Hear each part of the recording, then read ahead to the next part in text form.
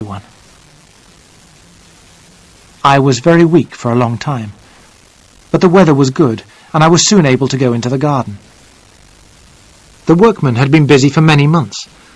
They had dug out the ground to make the sunken water garden. It was very deep, but it was not yet finished. Yellow flowers hung on the laburnum trees that Rachel had planted. I remembered the laburnum tree at the Villa Sangaletti, and the green poisonous seeds lying under it. That evening, as Rachel and I were drinking our tisana, I said, "I heard something strange today.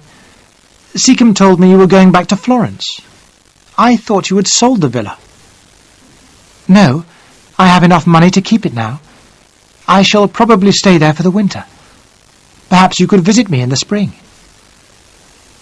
"Visit you?" I repeated. "But a husband should be with his wife always." Rachel sat very still. "Your wife? Oh, God, Philip," she whispered. "What do you mean? We are not married." "But we are," I said. "I remember clearly." But as I spoke, the pain returned to my head. I suddenly knew that our marriage was a dream.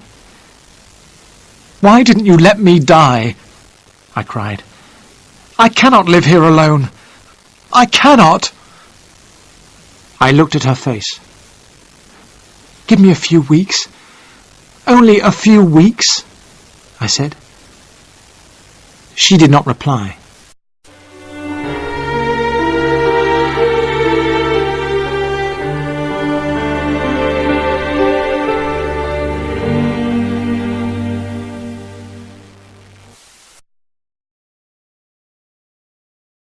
Chapter 14. What is the truth?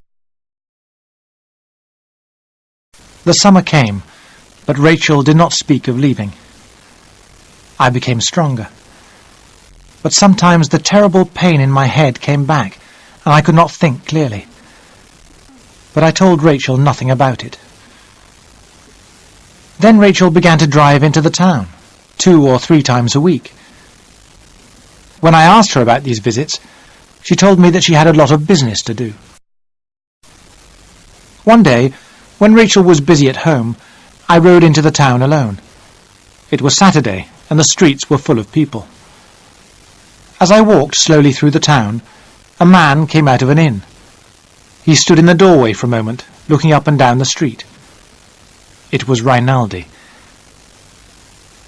That evening, as Rachel was going up to her room after dinner, I stopped her.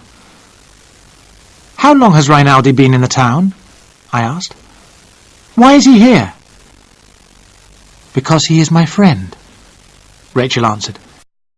"I know you hate him, and do not want him here. Ambrose was jealous of him. Are you, too?" "Yes," I said. "I hate Rinaldi because he is in love with you. Send him away." "Certainly not," she said. "I need him. I will have him here if I wish. The house is mine."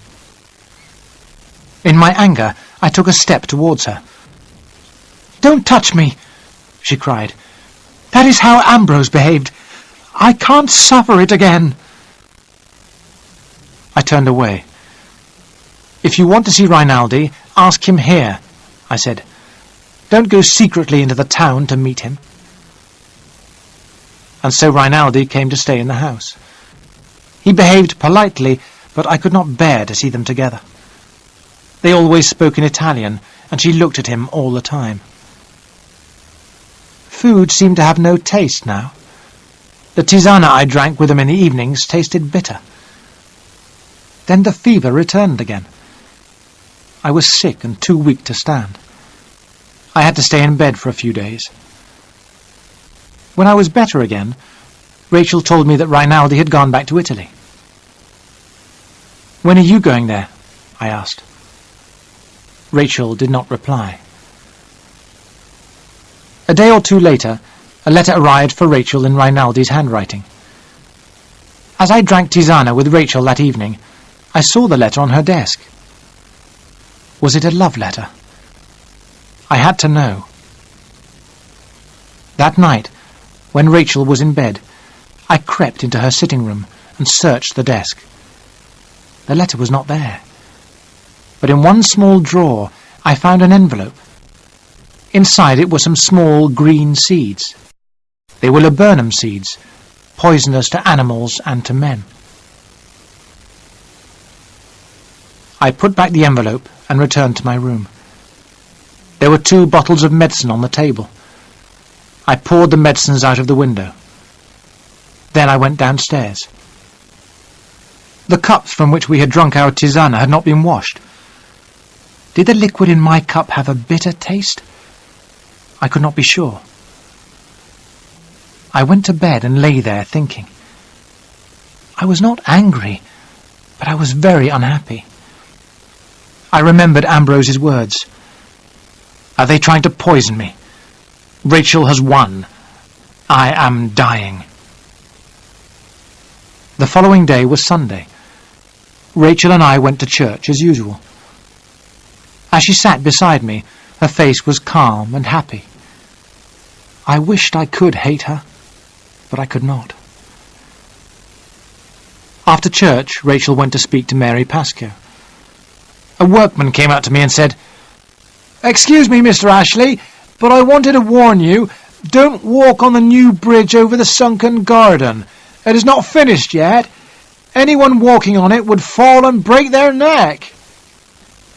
"Thank you," I said. "I will remember." At dinner, Rachel was kinder than she had been for a long time. She talked about Florence. She said she would look for a stone statue there to make a fountain for the sunken garden. She made tisana as usual, but I refused to drink it. I would never again drink anything she gave me. "But it is good for you, Philip," she said. "No," I said. "You drink it." "I have drunk mine already," Rachel said. "I will pour this away." We talked together for half an hour or so, and then Rachel said, "I think I shall walk for a little. I want to look at the sunken garden.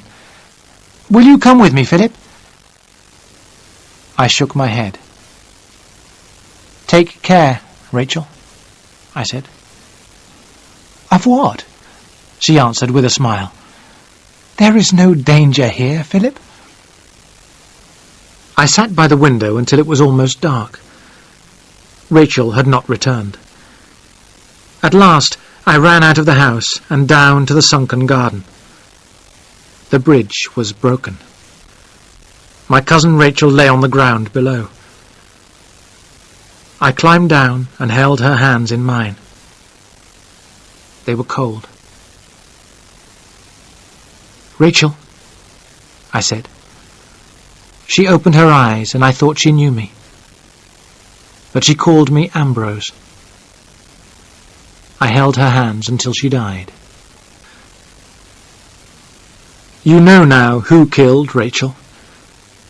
But how did Ambrose die? Did Rachel kill him? I shall go on asking myself that question until the day I die.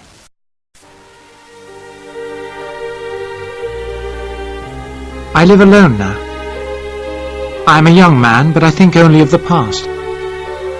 The 2 people I loved are dead. I have an empty life in front of me. That is my punishment, and it is worse than death.